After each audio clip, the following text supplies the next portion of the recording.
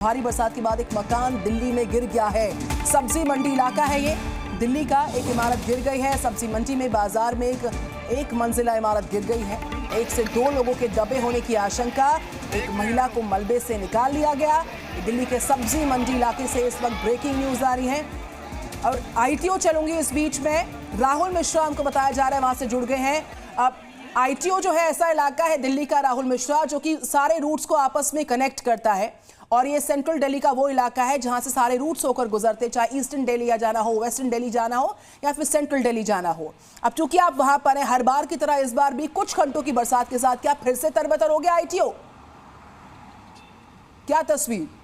सही कह रही हैं आप कि यदि मैं आईटीओ की बात बताऊं तो आईटीओ पूरी तरीके से तरबतर है और यहाँ पर तरबतर ही नहीं, यहाँ पर पूरी तरीके से वाटर लॉगिंग हो रखा है। और आपको आईटीओ का नज़ारा दिखा दूं मैं कि चारों तरफ यहाँ पर पानी भरा हुआ है और जो आईटीओ का फुटओवर ब्रिज है वो पूरी तरीके से पानी से भरा पड़ा हुआ है। मैं कैमरामैन से कहूँगा कि दोनों तरफ का नज़ारा दिखाएं। जो जाने वाला रास्ता और आने वाले रास्ते दोनों तरफ पानी यहाँ पर भरा हुआ है। हालांकि यहाँ पर वाटर पंप लगा करके और पानी की निकासी करने की कोशिश की जा रही है, लेकिन पूरी तरीके से यहाँ पर पानी भरा हुआ है। अभी बारिश क्योंकि यहाँ पर रुकी हुई है और इसलिए उस तरीके का हालात यहाँ पर नहीं। और सुबह का समय है और क्योंकि सबसे ज़्यादा व्यस्तम जगहों में से आईटीओ है, लेकिन यहाँ पर भी पूरी तरीके से पानी भरा पड़ा हुआ है। जो रास्ता यहाँ पर सचिवालय की तरफ जाता है, सचिवालय की तरफ जाने वाले रास्ते में पूरी तरीके से पानी भरा पड़ा हुआ है। साथ ही साथ जो फुटओवर ब्रिज है, आईटीओ का जो फुटओवर ब्रिज है, वो भी पूरी तरीके से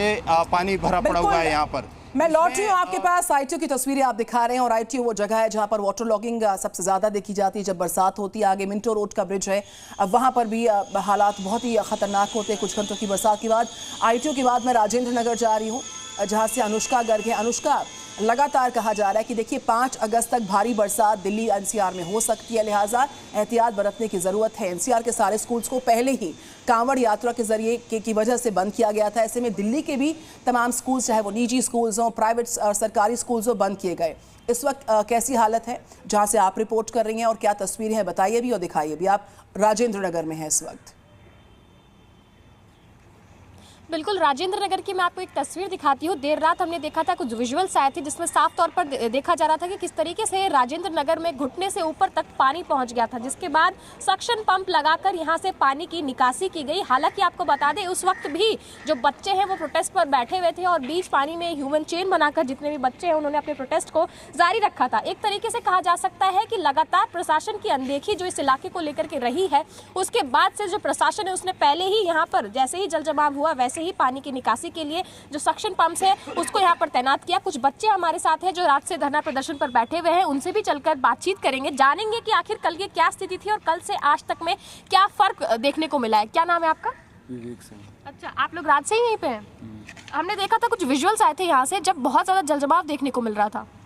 कल भी बहुत ज्यादा पानी था। अच्छा, तो उस दौरान भी आपने प्रोटेस्ट जारी रखा था? क्या कुछ दिक्कतें आई? क्योंकि हमने देखा सक्शन पंप्स लगाए गए हैं अभी फिलहाल। हाँ, दिक्कतें आई थी, पंप्स लगाई गई थी, पर उसके बाद भी दिक्कतें थी। अच्छा, कब तक ये पानी पूरी तरीके से निकाला गया था? रात में कितना बज रहा है? 12 सुबह जाके। आपका नाम क्या है? मेरा नाम प्रिंस है। अच्छा, आप लोग भी रात से ही हैं? जी, रात से ही हमने देखे थे विजुअल्स के यहाँ पर प्रोटेस्ट जो है वो ह्यूमन चेन बनाकर जारी रखने की कोशिश की गई थी। हाँ, हम लोग जारी रखे प्रोटेस्ट को, ये हमेशा रहेगा जब तक हमारी डिमांड्स कंप्लीट नहीं होगी। अनुष्का, मैं लौट रही हूँ आपके पास। आईटीओ जाऊंगी। राहुल मिश्रा हमारे साथ है। राहुल, ये बताइए, चंद घंटों की बरसात के बाद भी क्या इस बार भी दिल्ली में जो सिस्टम है वो तैयार नहीं था जल निकासी की व्यवस्थाओं को लेकर? जहां से आप मौजूद हैं, आप रिपोर्ट कर रहे हैं, वहां पर आप इन व्यवस्थाओं को कैसा देख पा रहे हैं? आप सही कह रही हैं कि दिल्ली में चंद घंटे की बरसात होती है और दिल्ली में चंद घंटे के बरसात के बाद ही उस तरीके का हालात देखने को मिलते हैं कि सिविक एजेंसीज आखिर में क्या कर रही हैं।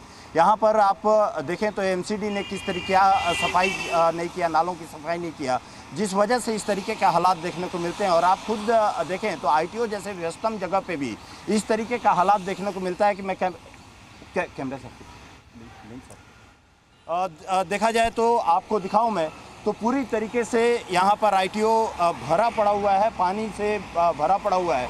और दोनों तरफ जो आईटीओ की तरफ से जब हम जाते हैं सचिवालय की तरफ, उस तरफ भी पूरी तरीके से पानी भरा पड़ा हुआ है। उसके साथ ही साथ जब हम मयूर विहार की तरफ से होते हुए यमुना ब्रिज पार करते हुए भी आते हैं वहाँ पर भी पानी भरा पड़ा हुआ है। और यहाँ सबसे बड़ी चीज़ है कि आखिर में सिविक एजेंसीज क्या करती हैं, क्यों नालों की सफाई नहीं होती है, क्यों यहाँ पर जो ड्रेनेज सिस्टम है उसको साफ क्यों नहीं किया जाता है, और इस तरीके के हालात। अच्छा राहुल, ये बताइए, क्योंकि इस वक्त आप लाइव विजुअल्स दिखा रहे हैं हमारे दर्शकों को, सुबह सुबह जो लोग इस रूट से होकर गुजरेंगे, चाहे दफ्तर जाएंगे या फिर कहीं और जाएंगे, उनके लिए आप चूंकि ग्राउंड पर लाइव रिपोर्ट कर रहे हैं, क्या कहना चाहेंगे? समय लेकर चलें, मार्जिन लेकर चलें, ताकि अपने गंतव्य तक समय तक पहुंच पाए, क्योंकि अब बरसात के बाद वाटर लॉगिंग और जाम के हालात आम होते हैं दिल्ली एनसीआर में। आप देखिए, सबसे बड़ी चीज़ होती है कि यहाँ पर जब वाटर लॉगिंग होती है तो वाटर लॉगिंग में सबसे बड़ी दिक्कत होती है आम आदमी को कि जब ऑफिस जाना होता है और सुबह सुबह, क्योंकि अभी इस समय कहा जाए तो 6:20 हो रहा है अभी, और जबकि थोड़ी देर बाद पीक आवर्स होगा, और उस समय किस तरीके से, जब इस तरीके का हालात रहेगा, मैं कैमरामैन से ज़रूर कहूँगा कि ये नज़ारा अभी दिखाएं कि जब पानी जिस तरीके से भरा हुआ है, तो आखिर में यहाँ पे जब नॉर्मल डेज़ में यहाँ पे जाम देखने को मिलता है, और जब इस तरीके से जब एक सिंगल लेन में जब गाड़ियाँ यहाँ पर चल रही हैं तो किस तरीके का जाम यहाँ पर होगा, कितनी जनता को परेशानी होगी। और जब जो ऑफिस गोअर्स हैं, क्योंकि पीक आवर्स पे या जो तमाम ऑफिसेज हैं उसके आसपास में ही हैं, और यहाँ पर आम जनता को कितनी ज़्यादा दिक्कत होगी वो आप समझ। राहुल, एक और सवाल मेरा आपसे है, चूंकि आम दिनों में आईटीओ पर जाम के हालात से दिल्ली की जनता को दो चार होना पड़ता है, भारी बरसात, वाटर लॉगिंग और बरसात के अलर्ट के बीचों बीच क्या कोई ट्रैफिक एडवाइजरी जारी की है ट्रैफिक पुलिस ने? क्योंकि ये कनेक्टिंग रूट्स यहाँ से हैं, सेंट्रल दिल्ली का वो इलाका जो सारे इलाकों को दिल्ली से जोड़ता है। देखिए, कनेक्टिंग एडवाइजरी ज़रूर जारी किया गया है कि यहाँ पर आप आईटीओ का, क्योंकि आईटीओ पे यहाँ पर पूरा पानी भरा पड़ा हुआ है, इसलिए इस जगह को थोड़ा सा अवॉइड करने के लिए, साथ ही मिंटो ब्रिज के लिए अवॉइड करने के लिए जिन जिन जगहों पे पानी भरा पड़ा हुआ है एडवाइजरी यहाँ पर जारी की गई है। लेकिन एडवाइजरी से क्या, सबसे बड़ी चीज़ होती है कि आखिर में यहाँ पर सवाल वही चीज़ होता है कि आखिर में सिविक एजेंसीज जो हैं या सरकारें आखिर में क्या करती हैं, क्या सरकार पहले से ही यहाँ पर। राहुल, मैं लौट रही हूँ आपके पास, शिवांक भी हमारे साथ है। दिल्ली में जो मथुरा रोड का अंडरपास है वहां पर हैवी वाटर लॉगिंग की तस्वीरें जी न्यूज़ ने सुबह सुबह दिखाई, शिवांक की रिपोर्ट हमने दिखाई। शिवांक, आपने इस बात का जिक्र किया और सही बात है, देखिए कुछ घंटों की बरसात के बाद दिल्ली एनसीआर पूरी तरह से डूबा नजर आ रहा है। गनीमत रहे कि बरसात रात को कुछ घंटों के लिए रुक गई, नहीं तो ये हालात और भयावह हो सकते थे। शिवांक